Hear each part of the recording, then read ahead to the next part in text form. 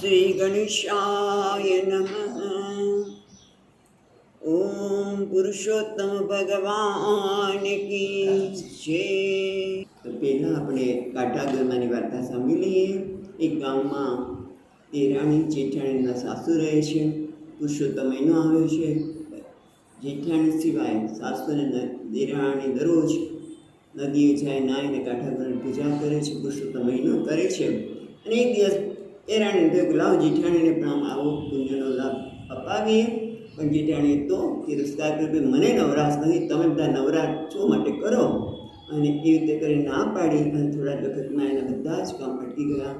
એટલે જેઠાણી સાસુમાં પાસે ગઈ છે। સાસુમાએ કહ્યું તમને કાઠાગરમાં દુખિયા લાગે છે, તમે વાતે ગાતે પૂજા કરો। પછી શ્રદ્ધા પર પૂજા કરી અને બધા કામ પાછા હતા એવા થઈ ગયા। આમ કાઠાગરમાં જેઠાણીને રૂઠ્યા એવા કોઈને રૂઠશો નહીં, પણ પ્રસન્ન થયા એવા સૌને પ્રસન્ન થજો। હવે આજની ધારાવાહિક। ધારા નગરીમાં ધનેશ્વર નામના એક વિપ્ર રહેતા હતા। નામ તો ઘણું ધનેશ્વર હતું, પણ ધન અને ધાન્યને 12 ગામનું છેટું હતું। રોજ એક ગામ માગે તોય પૂરું ન થાય, 2 ગામ માગે તોય પૂરું ન થાય, અધૂરામાં પૂરું। તેનો પરિવાર પણ પુષ્કળ હતો, જાણે ઘર પૂછીને જ ન આવતા હોય તેમ પૂરા 9 ડઝન છોકરા હતા। છેવટે એ સ્થિતિ આવી કે કોઈ વાર તો પેટમાં અન્નની જગ્યાએ પાણીપુરીને ચલાવવું પડતું। પોતે તો ઠીક, પરંતુ તેનાથી બાળકોનું દુઃખ જોવાતું ન હતું। આખરે મરવાનો વિચાર કરીને બ્રાહ્મણ તો એક દિવસ ઘરમાંથી છાનો માનો બહાર નીકળી પડ્યો। રસ્તે ચાલતા એક સંન્યાસી મળ્યા। બ્રાહ્મણને ઉદાસ જોઈ સંન્યાસી બોલ્યા, હે ભૂદેવ, તમે તો પૃથ્વી પરના દેવ, છતાં આટલા બધા ઉદાસ કેમ છો? બ્રાહ્મણે પોતાની વિતક વાત કહી સંભળાવી ને ઉમેર્યું કે બીજું તો ઠીક, પણ ભૂખથી ટળવળતા બાળકોનું દયાનું મોં જોઈ શકાતું નથી, છેવટે હું આપઘાત કરવા માટે નીકળ્યો છું। સંન્યાસી મહારાજે કહ્યું, ભાઈ, આપઘાત એ મહાપાપ છે, એથી 7 અવતાર એવા જાય છે। મહાપ્રયાસથી મળેલું માનવ જીવન આમ કંટાળીને ટૂંકાવી નાખવું એ કાયરતા અને પામરતા છે। માનવ દેહ તો દેવોને પણ દુર્લભ છે, દુર્લભો માનુષો દેહ। એ પ્રમાણે દુર્લભતાએ મળેલા માનવ દેહ તો દેવ બનાવીને ઊંચી છે। અરે દેવ તો શું, જન્મમાંથી જનાર્દન બની શકાય એવું આ માનવ દેહમાં શક્યતા છે। મૃત્યુલોકે તો કર્મભૂમિ છે, માટે ભૂદેવ સ્વેશે કર્મની અભિરત સંસિદ્ધિમ લભતે નરઃ। એ પ્રમાણે પુરુષાર્થ કરીને રિદ્ધિ સિદ્ધિ જે જોઈતું તે મેળવો। બ્રાહ્મણે 2 હાથ જોડીને કહ્યું, મહારાજ, પણ હું શું કરું? જ્યાં મારું ભાગ્ય જ અવળું છે ત્યાં પુરુષાર્થ પણ કેટલું જોર કરે? સંન્યાસી મહારાજ બોલ્યા, હે વિપ્રવર, નિરાશ ન થાઓ, હું કહું છું તે તમે સાંભળો। આજથી 4થા દાડે પુરુષોત્તમ મહિનો આવે છે। આ મહિનામાં તમે બંને સ્ત્રી પુરુષ સ્નાન, દાન, જપ, તપ વગેરે યથાશક્તિ કરજો। દિવસમાં ફક્ત 1 વાર જમજો। પુરુષોત્તમ પ્રભુ તમારા પર પ્રસન્ન થઈને તમારી ગરીબીને નાશ કરશે, ગરીબીનું કષ્ટ દૂર કરશે। આટલું કહી સંન્યાસી અંતર્ધ્યાન થઈ ગયા। બ્રાહ્મણ તો ઘેર આવ્યા છે। 4થે દિવસે પવિત્ર પુરુષોત્તમ માસ આવી ગયો। બંને પતિ પત્ની રોજ નદીએ નાહવા જાય છે। કાઠાગોરમાંની વાર્તા સાંભળે છે। શક્તિ નથી તોય ચપટી દાણા ગોરમાં પાસે મૂકે છે। દેવ દર્શન કરે છે, કથા વાર્તા સાંભળે છે અને બપોરે એક ટાણું જમે છે। વિપ્ર સાધારણ ભણેલો હોય, સાંજને વખતે પોતે એક પોળમાં મહાદેવને ઓટલે બેસીને પુરુષોત્તમ માસની કથા વાંચે છે। દિવસો પર દિવસો ચાલ્યા જાય છે।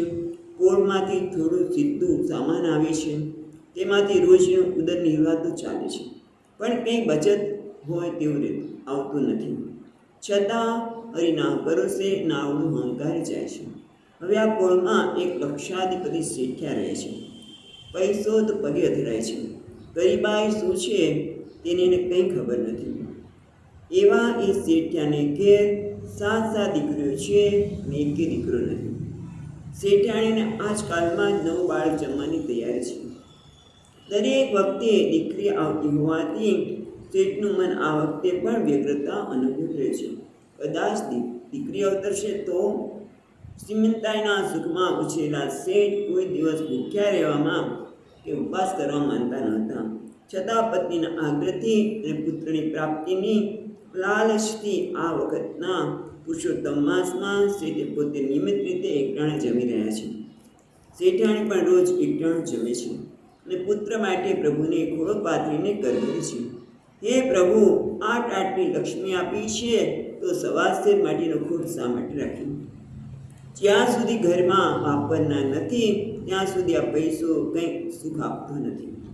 માટે આ વખતે લાજ રાખી અમારી મોશ પૂરી કરજો. એમ કરતાં કરતાં પુરુષોત્તમ માસની વદ દ્વાદશીની રાત આવી પહોંચી. રાત્રે શેઠ સૂતા હતા ત્યાં મનમાં એક વિચાર બોલ્યા કરે, અરે રે, શું થશે? દીકરી અવતરશે તો? ત્યાં તો શેઠની આંખ મીચાઈ ગઈ અને સ્વપ્નમાં પુરુષોત્તમ ભગવાને દર્શન આપ્યા. પછી પ્રભુ બોલ્યા, હે શેઠિયા, મારા વ્રતના ફળરૂપે તારે ત્યાં દીકરો જોઈએ છે અને પેલા બ્રાહ્મણને જે તારી પોળમાં રોજ સાંજે કથા વાંચે છે એને દ્રવ્ય જોઈએ છે.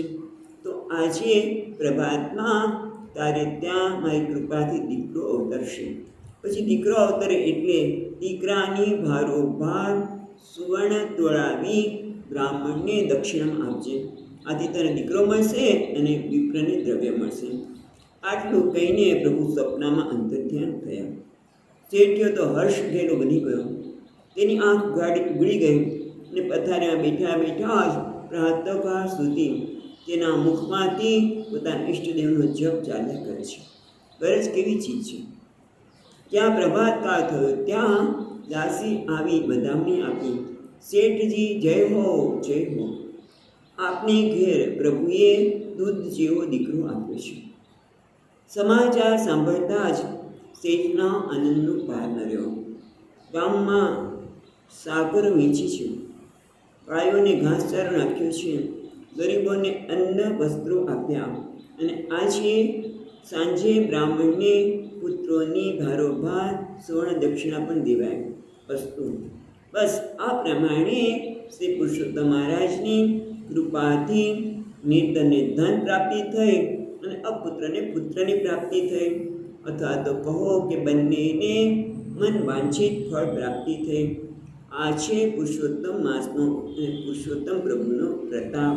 પ્રભુ તેમને ફળ્યા તેવા સૌને ફળજો. પુરુષોત્તમ ભગવાન કી જય. ટાટા ગોરમાની છે. ઓમ શ્રી ગણેશાય નમઃ.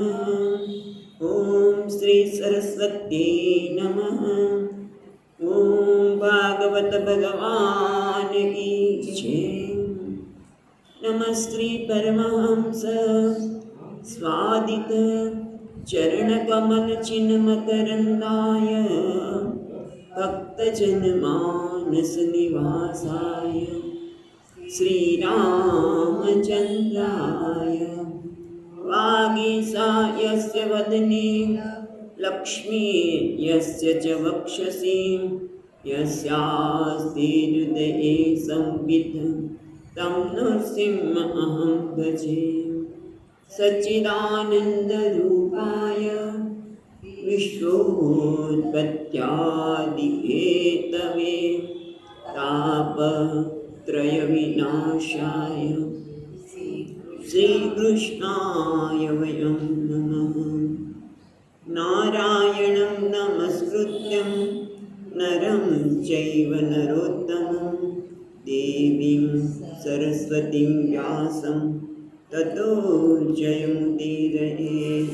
श्रीकृष्णाय वासुदेवाय हरये परमात्मने प्रणतक्लेशनाशाय गोविन्दाय गोविन्दाय नमो नमः। यं प्रवच्यन्तमनुपेत्य अपेतकृत्यं वैपायनो विहरकातर आजुहावम् पुत्रेति तन्मयतया तरवो विनेन्दुः तं सर्वभूतहृदयं मुनिमानतोऽस्मि। जन्माद्यस्य यतोऽन्वयादितरतश्चार्थेष्वभिघ्नस्वराट् तेने ब्रह्महृदाय आदिकवये मुह्यन्ति सूरयः। तेजो वारिमृदां यथा विनिमयो यत्र त्रिसर्गो मृषा ताम्नां स्वेन सदा निरस्तकुहकं सत्यं परं धीमहि। नमो भगवते तुभ्यं वासुदेवाय धीमहि प्रद्युम्नाय निरुद्धाय नमः संकर्षणाय च। ॐ नमो भगवते वासुदेवाय।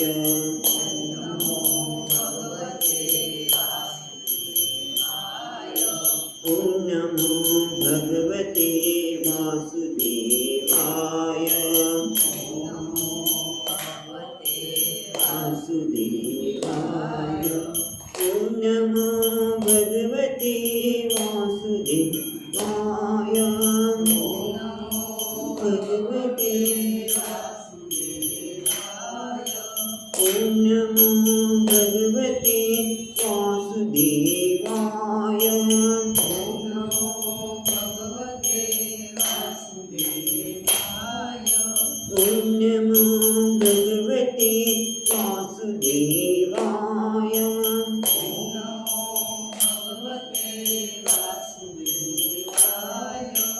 ॐ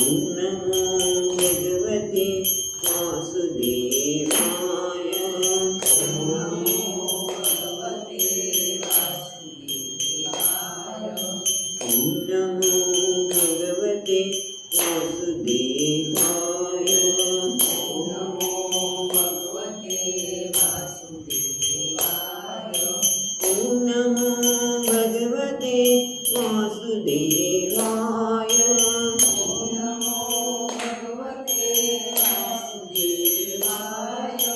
ॐ नमो भगवते वासुदेवाय।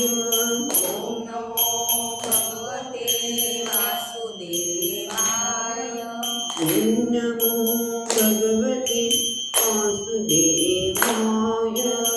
ॐ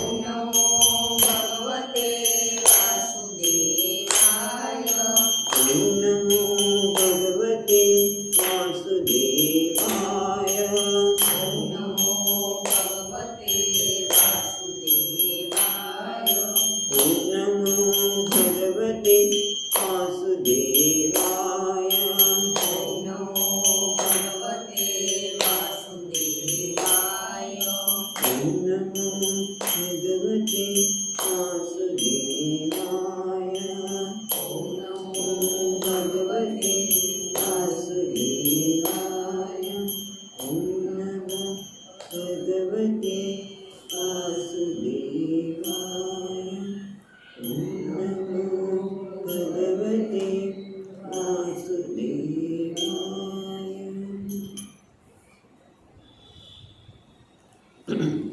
તો આપણે ભાગવતના ચોથા સ્કંદના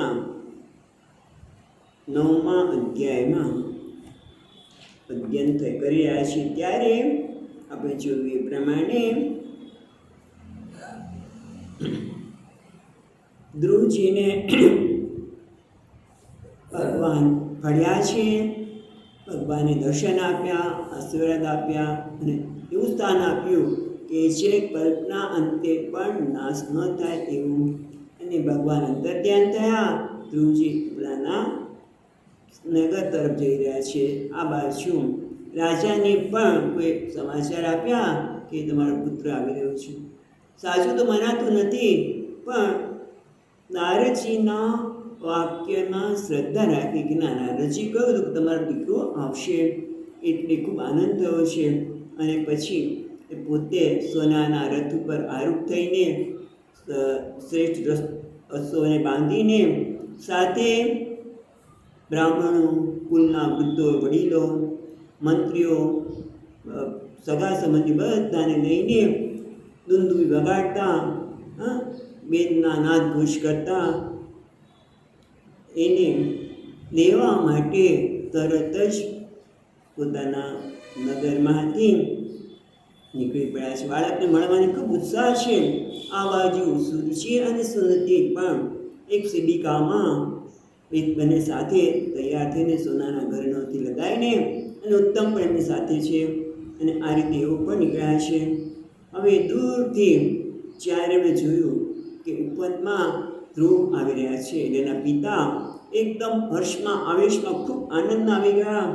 રથમાંથી નીચે ઉતરીને દોડ્યા છે અને પ્રેમ વિવળ બની ગયા છે. બંને હાથથી એની ભેટી પડ્યા છે, કારણ કે ભગવાન વિશ્વક્ષેત્રના ચરણ સ્પર્શથી જેમના સમસ્ત પાપ અને બંધન નાશ પામી ગયા છે એવા ધ્રુવજીને હવે કોઈ મુશ્કેલી રહી નથી. એટલા માટે ધ્રુવજીને જોઈને એમનામાં પ્રેમનો ઉછાળો આવ્યો છે અને મળવા માટે દોડ્યા છે. માથું સૂંઘતા જાય છે અને આંખમાંથી અશ્રુપ્રવાહ વહી રહ્યો છે. અને એ રીતે એમને પોતે આંખના અશ્રુપ્રવાહથી ધ્રુવજીને નવડાવી રહ્યા છે આનંદમાં.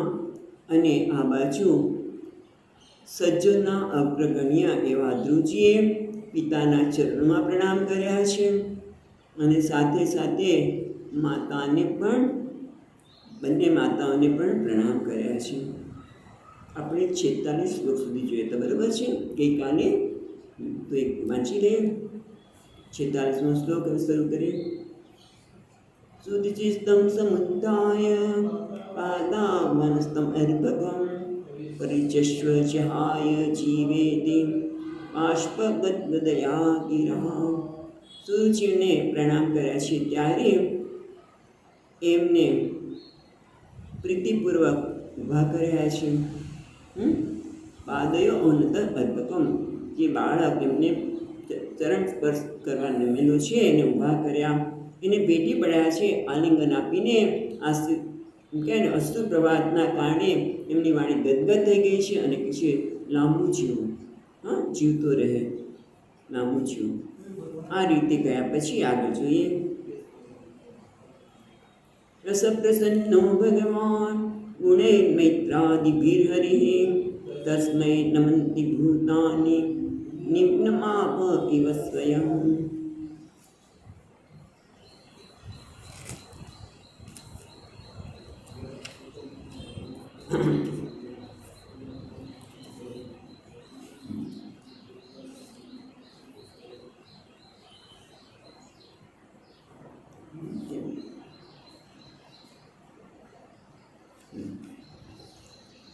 અહીંયા બતાવે છે યસ્ય પ્રસન્નો ભગવાન, જેના પર ભગવાન પ્રસન્ન થયા હોય એમ. કોના પર પ્રસન્ન થાય તો કે ગુણૈ મિત્રાદિ વિહરિ, જેનામાં મૈત્રી, પ્રેમ, સંતોષ, દયા વગેરે ગુણો રહેલા છે. એના જોઈને ભગવાને પણ એના પર પ્રસન્ન થાય છે. અને એના કારણે જેમ જળ નીચેની દિશા વહે છે તેમ સર્વ પ્રાણીઓને પ્રણામ કરે છે, એને આદર આપે છે. જેમ ભગવાન ત્યાં હમણાં જ સુંદરકાંડનો પાઠ કર્યો તો ત્યાં આવે છે કે જામવંત કો સુનો રઘુરાયા, જા પર નાદ કરો તુમ દાયા. જામવંતી કહે છે તમે જેના ઉપર દયા કરો, જેને તમે સ્વીકારો, એને બધા જ સ્વીકારવાના છે, એને બધા જ આદર આપવાના છે. એમ અહીંયા પણ કહે છે કે જેને ભગવાને સ્વીકાર્યો છે, ભગવાન એના પર પ્રસન્ન થયા છે, એના ઉપર બધા જ લોકો પ્રસન્ન થાય છે, એનો સ્વીકાર કરે છે. એટલે એ રીતે શું થાય છે આપણે જોઈએ.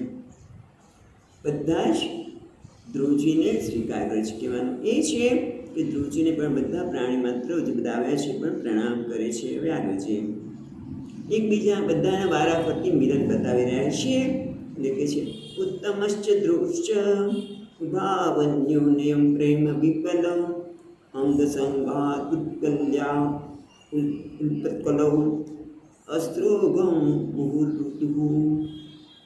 ઉત્તમ અને ધ્રુવજી બંને અન્યોને પ્રેમ વિપળ પ્રેમથી વિપળ બનેલા બંને ઉત્તમ અને ધ્રુવજી બંને અન્યોને અંગ ઉત્પલ ઉત્કુલકો જે રોમાંચિત થઈ ગયા છે, એકદમ પ્રેમમાં રોમાંચિત થઈ ગયા છે અને અન્યોના સંગથી એકબીજાને ભેટી રહ્યા છે. રોમાંચિત થયેલા એવા બંને વારંવાર અસ્ત્રોભમ મુહુ પછી ઉહતું એટલે બંને એકબીજાને મળીને આંખમાંથી અશ્રુભાવ વેવડાવવા લાગે છે. અશ્રુ ઓઘમ એટલે પ્રવાહ, અશ્રુનો પ્રવાહ એમની આંખમાંથી વહી રહ્યો છે. ટૂંકમાં પ્રેમથી વિવળ બનેલા ઉત્તમ અને ધ્રુવજી બંને અન્યોને બીજાને ભેટી રહ્યા છે, અંગો રોમાંચિત થઈ રહ્યા છે અને વારંવાર એમના આંખમાંથી અશ્રુ પ્રવાહ વહેવા લાગ્યો છે. હવે સુનીતિ જ આવે છે. એટલે ટીકાકાર કહે છે કે સુનીતિ તો ધ્રુવ જોઈને જ એટલા બધા આનંદમાં વિભા થઈ ગયા હતા કે મૂર્છિત થઈ ગયા હતા. એમને કંઈ ભાન રહ્યું નહોતું અને મૂર્છા ઉઠી પછી એમણે સુનીતિજીને મળે છે. એટલે ત્યાં સુધી આ ઘટના ઘટી ત્યાં સુધી એવું બતાવે છે ટીકાકાર કે સુનીતિજી તો એકદમ મૂર્છિત હતા આનંદના કારણે. તો હવે આગળ કહે છે 49મા શ્લોકમાં સુનીતિશ્ચ જનની પ્રાણેભ્યોऽપि પ્રિયં સુતં ઉપગૃહ્ય જહાવાધિં તદંગસ્પર્શ નિવૃત્તાઃ. સુનીતિશ્ચ જનની, સુનીતિ જે એમના માતા છે, જેને જન્મ આપ્યો છે, એવા પ્રાણેભ્યોऽપि પ્રિયસુતમ, ધ્રુવજી કોણ છે? એમને પ્રાણથી પણ પ્રિય પોતાના દીકરાને તદ અંગ સ્પર્શ નિવૃત્તાઃ, એમના અંગના સ્પર્શથી જે આનંદ થઈ રહ્યો છે એને ઉપગૃહ્ય જહો ભવત, જો બધી છે મીરેટીમાં ઉપર ગૃહ્ય જહાવાધિમ, જહાવાધિમ એટલે જહો યાધિ આધિ, જહુ આધિ, આધિ એટલે જેમના જવાથી મનમાં જે પીડા થઈ હતી ને એ બધી જ જતી રહી. ઉપગૃહ્ય ને આલિંગન આપવાથી એમના અંગને સ્પર્શ કરવાથી બધી જ મનની પીડા હતી એ દૂર થઈ ગઈ છે. અને શું થયું આગળ કહે છે 50મા શ્લોકમાં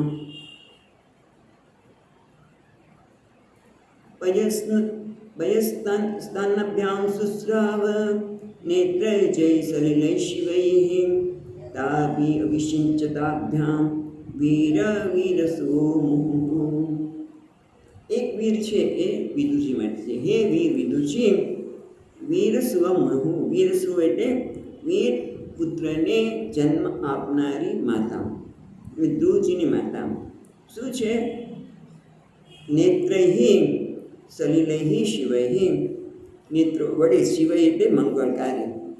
સુનીતિજીને આંખમાંથી માતાના નેત્રમાંથી પવિત્ર જળ સલિલૈ શિવૈ, પવિત્ર, શિવનો અર્થ પવિત્ર પણ કહેવાય, મંગળ પણ કહીએ. તદ અભિષિંચ્યમાનાં ભ્યામ, એના આંખમાંથી જે અશુભ વહેલો છે એના દ્વારા પુત્રને અભિષેક કર્યા છે.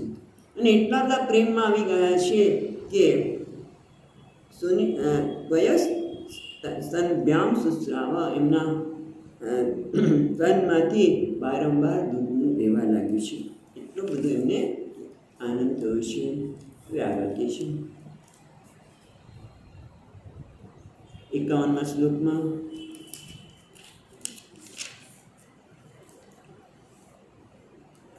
તામ સંશસૃજનાં રાજ્ઞીં દૃષ્ટ્યા તે પુત્ર આર્હિતિહા પ્રતિલબ્ધ ચિરં નષ્ટો રક્ષિતા મંડલમ ભુવઃ. આજે નગરજનો પણ પ્રશંસા કરવા લાગ્યા છે. તામ સંશસુ જનાઃ, નગરજનો પણ રાજ્ઞી એટલે સુનીતિજીને સુનીતિજીની તામ સમસુ જનાહા રાજ્ઞીમ, તેઓ રાણી સુનીતિની પ્રશંસા કરે છે. શું કામ? દૃષ્ટ્યા તવ પુત્ર આર્તિહા પ્રતિલબ્ધ ચિરમ નષ્ટ. પ્રતિલબ્ધમ ચિર, લાંબા કાળથી નષ્ટ એટલે જે અદર્શન ગયેલો, જે દેખાતો નહોતો, ત્યાં સુધી તમારો બાળક જડતો નહોતો, દૂર થઈ ગયેલો છે એવો એ કેવો છે હવે? આરતી. હા, એ તો દુઃખને નાશ કરનારો છે. અને એટલું જ નહીં, રક્ષિતા મંડલમ ભુવઃ, એટલે આ પૃથ્વીના ભુવ એટલે પૃથ્વી મંડળને રક્ષિતા એટલે રક્ષણ કરનાર કહેવાય. પણ અહીંયા રક્ષિષ્યતિ એ રક્ષણ કરશે, રક્ષણ કરશે. એટલે કે નગરજનો રાણી સુનીતિની પ્રશંસા કરવા લાગ્યા. એ સૌભાગ્યની વાત છે કે લાંબા કાળથી તમારે જોવાનો મળેલો બાળક, આમ તો 6 મહિના થઈ ગયા છે, તમને પુત્ર તમને પાછો મળ્યો છે, અને આ બધાના દુઃખને હરનારો અને ભૂમંડળનું રક્ષણ કરનારો બનશે. આગળ કે છે 52મા શ્લોકમાં, અપ્યચતિસ્તયાનૂનમ ભગવાન રણતાર્તિહા અનુધ્યાયિનો વીરા મૃત્યુમ જગ્યુ સુદુર્જયઃ. નગરજનો આગળ કહે છે પ્રણતાર્થી, હા, જે પ્રાણત છે, જે ભગવાનને શરણાગત છે એવા મનુષ્યના જનોના કેવા છે? ભગવાન પ્રણત આરતી. હા, એવા લોકોનો ભયને નાશ કરનાર શ્રી હરિને તમે ખરેખર નૂનમ અભ્યચિતમ કયા, તમે ખરેખર ભગવાનની ખૂબ પૂજા કરી હશે. કે જે અનુધ્યાયિનઃ વીરાહા, જેનું નિરંતર ધ્યાન કરનારા એવા વીરાહા, એના વીર પુરુષ કહે છે. પણ ટીકાકાર કહે છે જે ધીર છે, જે યોગી છે, જેણે મૃત્યુ જગ્યુ દુર્જયમ, જે મૃત્યુ જે દુર્જય છે આ મૃત્યુને પણ જીતે છે. એટલે તમારો દીકરો મૃત્યુને પણ જીતીને આવ્યું એવું કહેવા માંગતા છે. નગરજનો કહે છે કે શરણાગત જનોના ભયને દૂર કરનારા શ્રી હરિને તમે ખરેખર પૂજા કરી લાગે છે. જેનું નિરંતર ધ્યાન કરનારા વીર મનુષ્યો અત્યંત દુર્જય એવા મૃત્યુને પણ જીતી લે છે. આ રીતે તમે પણ ખૂબ ભાગ્યશાળી છો, તમને આવો સુંદર પુત્ર મળ્યો. હવે આગળ કહે છે 53મા શ્લોકમાં, લાલ્યમાનં ચ નૈરેવં ધ્રુવં સંભાત્રદુપઃ આરોપ્ય કરિણીમ દુષ્ટ તુયમાના અવિશત્પુરમ. આ બાજુ કહે છે લાલ્યમાનમ ચ નૈરેવં, આ રીતે નગરજનો એમની પ્રસન્ન લાડ લડાવી રહ્યા છે. અને એ વખતે ધ્રુવજીને સભાતરમ નૃપઃ, રાજાએ ધ્રુવજી સાથે એના ભાઈ ઉત્તમને હાથણી ઉપર બેસાડ્યા છે. આરોગ્ય કરીને દુષ્ટ, હાથણી પર બેસાડીને પ્રસન્ન થયેલા, દુષ્ટ એટલે પ્રસન્ન થયેલા છે એવા સ્તુયમાન અવિશત્પુરમ, આ નગરજનો જે સ્તુતિ કરાયા છે એવા ધ્રુવ ને ઉત્તમ અને રાજા પણ રથ પર બેઠેલા છે. આ લોકો હાથણી પર બેઠેલા છે. બધા જ નગરમાં પ્રવેશ કર્યો. હવે નગરની પ્રશંસા કરે છે કે નગર કેવું છે. તો એક બે શ્લોક જોઈએ આપણે, એકાદ જોઈશું ખબર નહીં. તો 54મા શ્લોકમાં નગરનું વર્ણન કરતા કે નગરને એટલી વારમાં કેવું સુંદર શણગારી દીધેલું છે કે ધ્રુવજી આવી રહ્યા છે માટે શરણાઈ બધું વાગી રહ્યું. આપણે દેવડા ગયા ત્યારે પણ નગર કેવું છે તો કે છે બધા પવિત્ર વસ્તુથી નગરને શણગારેલ છે. 54 અને 55 સાથે લેવા પડશે તો જ એને બંનેની અર્થઘટન થઈ શકશે. તત્ર સંકલુપ્ત તત્ર સંકલુપ્તૈ તે લસત નર્કત તોરણૈ સમૃંદૈ કલનિસ્તંભૈ કૂપપોતૈશ્ચ તદ્વિદૈ ચ્યુતપલ્લવ પુલ્લવવાસસ્રક મુક્તદામા વિલંબિભિઃ ઉપસ્તુત્ય પ્રતિદ્વારાભ્યામ કુંભૈ સદીપિકૈ. એટલે કહે છે તત્ર એટલે જ્યાં ત્યાં, તત્ર જ્યાં ત્યાં, સંકલુતૈ લસત નર્કન તોરણૈ, જ્યાં ત્યાં બધાએ મગરના આકારના તોરણ બનાવે છે. તો આપણે મગરના આકારના તોરણ કેવી રીતે બને? એ ટીકાકાર છે બધા ધાતુમાંથી મગર છે આકારવાળા બધા તોરણ બનાવેલા છે. મગરના આકારના સુંદર તોરણો બનાવેલા છે. એટલું જ નહીં, સુરુંદહી કદલી સ્તંભહી અને કમળના સ્તંભથી, અને પાછા કેવા છે સુવૃદ્ધ એટલે કમળના જે સ્તંભ લગાવે છે એની અંદર પણ ફળ અને મંજરીવાળા કેળના સ્તંભથી, અને ફૂગ પોતે તદ્વિદહી એવી જ રીતે સોપારી નામના છોડવા પણ છે. એટલું જ નહીં, ચ્યુતપલ્લવ વાસ સ્રક મુક્તા ધામ વિલંબિત, અને એટલું જ નહીં સોપારીના છોડવા તો છે પણ ચ્યુતપલ્લવ વાસ એટલે ચ્યુત આંબા, આંબાના પાંદડા પછી કદાચ જુદા જુદા પ્રકારના વસ્ત્રોથી આમ બાંધ્યા હશે, જેથી આપણે જે માનતા હોય છે વચ્ચે આકારથી એમ વસ્ત્રો દ્વારા, પછી પુષ્પમાલા, અને એમાં પાછા મોતી કે છે મુક્તા દામમાં વિલંબિતી, અને પાછા મોતીની માળાઓ પણ શેર પણ લટકાવેલી છે. ઉપસ્કૃત્યમ પ્રતિદ્વારમ બધા જ દારો પર શું છે કુંભહી સદીપિકહી જળના વર્ણના કુંભો અને દીવો પણ પ્રગટાવેલો છે. પછીના શ્લોક આપણે આવતીકાલે જોઈશું. અહીંયા આપણે અટકીએ છીએ. સચ્ચિદાનંદ રૂપાય વિશ્વોત્પત્યાદિ હેતવે તાપત્રય વિનાશાય શ્રી કૃષ્ણાય વયં નમઃ. યં પ્રવચन्तમનુપેત્ય અપેતકૃત્યં વૈપાયનો વિહરકાતર આજુહાવ પુત્રેતિ તન્મયતયા તરવો વિનેન્દુઃ तं સર્વભૂતહૃદયં મુનિમાનતોऽસ્મि. ઓમ શાંતિ શાંતિ શાંતિઃ. હરિ ઓમ. શ્રી ગુરુભ્યો નમઃ. હરિ ઓમ.